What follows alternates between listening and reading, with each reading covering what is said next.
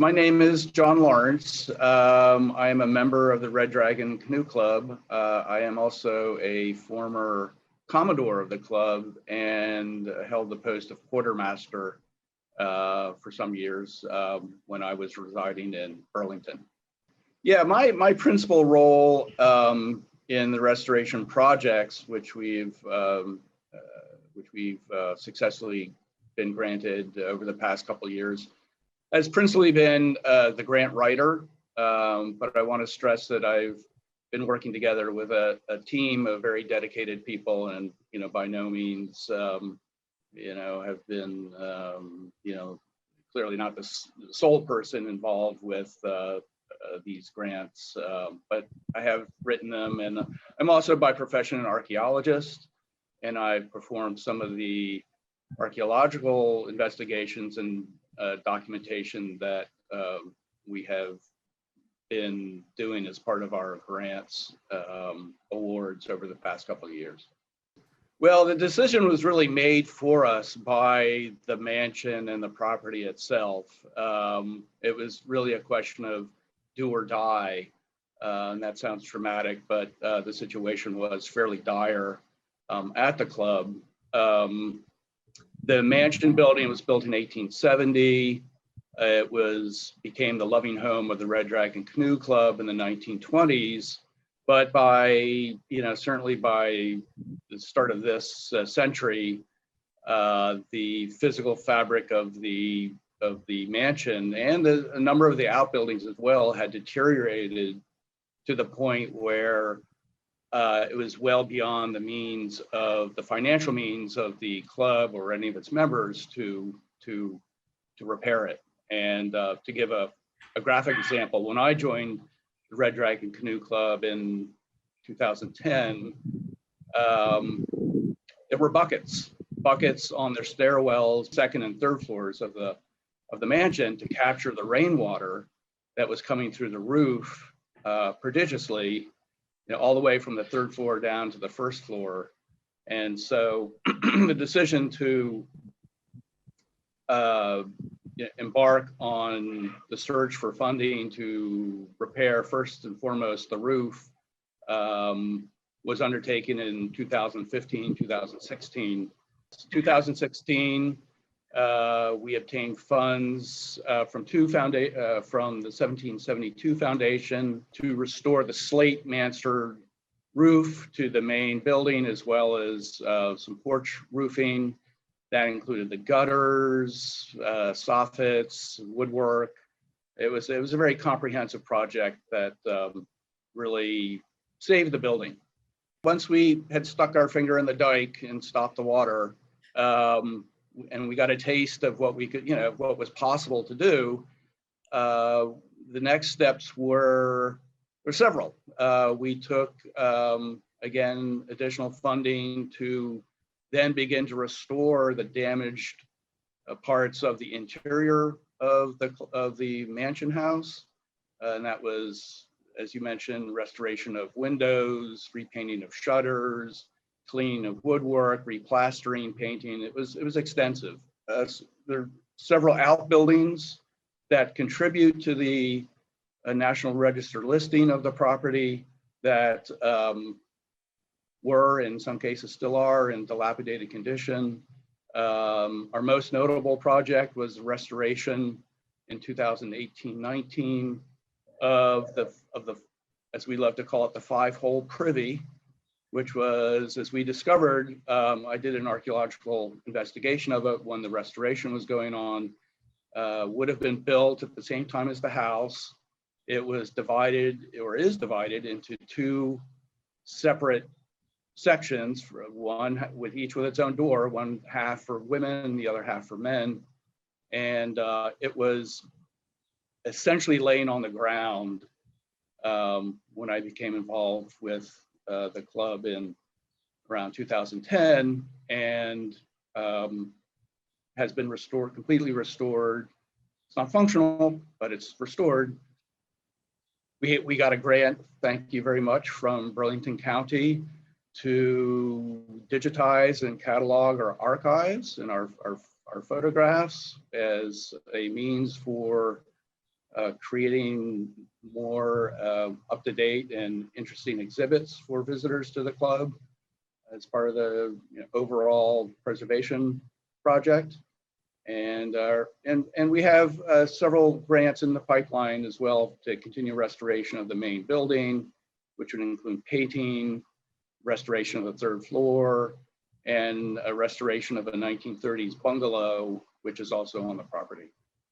I have to say it's been very gratifying and fantastic, the support and feedback we've gotten from visitors.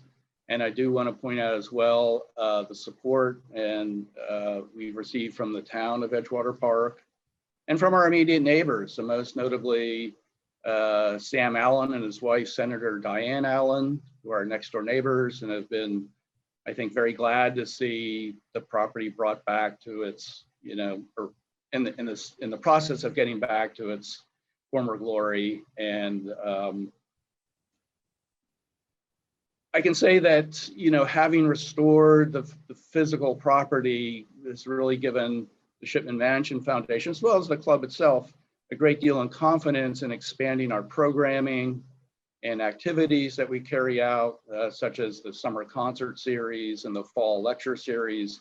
And so at least until the pandemic of last year, our visitorship had increased, notably on a year-by-year basis, kept going up as, we were able to really show the property to visitors. So it's been very encouraging.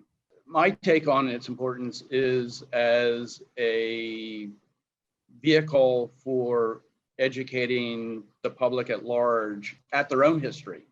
What has happened here before in the past, why it happened, who was doing what activities when, and in this case, it's a very fascinating history with the original owners, the Shipmans, who were very influential couple of writers. And then, of course, the Red Dragon Canoe Club, which is, my understanding, it's the second oldest continually operated boat club in the United States, only after the Philadelphia Canoe Club.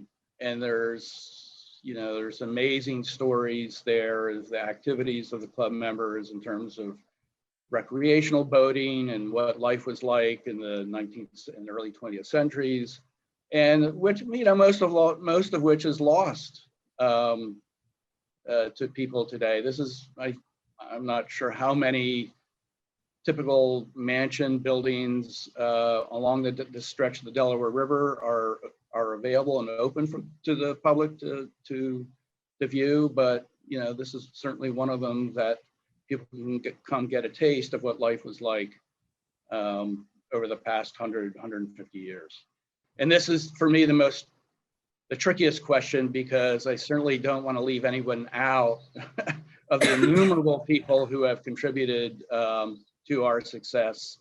And I would like to start with the board of directors of the Shipman Mansion Foundation, who are all local people. That's Allison Eck is the president, Don Wood, Jan Griswold, Nancy Cunningham, Elaine Llewellyn, are all very instrumental in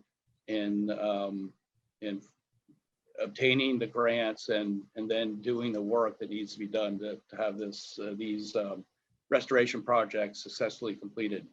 Many members of the Red Dragon Canoe Club have given blood, sweat, and tears to our projects, amongst which I'd like to recognize Doug Campbell, Norma Carter, the indefatigable Norma Carter, Bill Van Kuren, I'm sure I'm missing John French, all have given lots of time and effort and energy freely to the success of the restoration projects.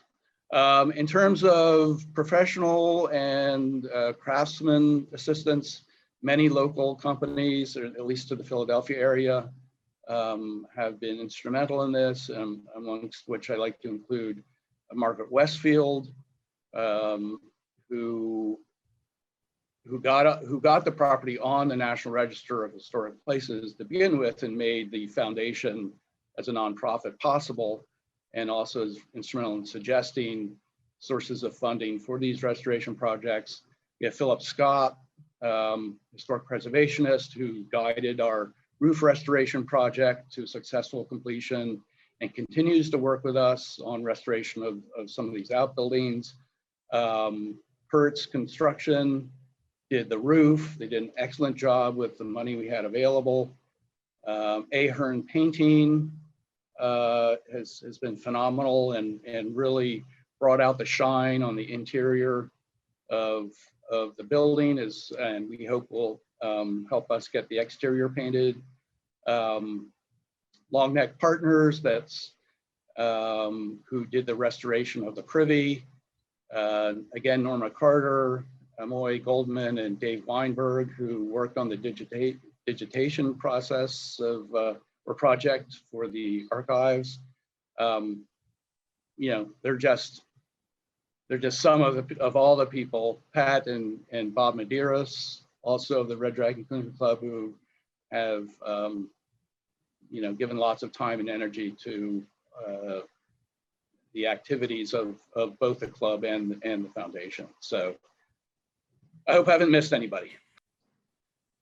I have to say, and I think I speak for all of it, it's a great and very pleasant surprise. None of us had thought that anyone, you know, not that we knew that our visitors and our members and our neighbors were aware of, you know, all that we had done, but we didn't, you know, our only thought is, you know, what are we going to do next and how are we going to do it, and not that it would be recognized on a broader level. So we're very grateful and thankful that that we have been recognized, and can't tell you what a pleasure it is.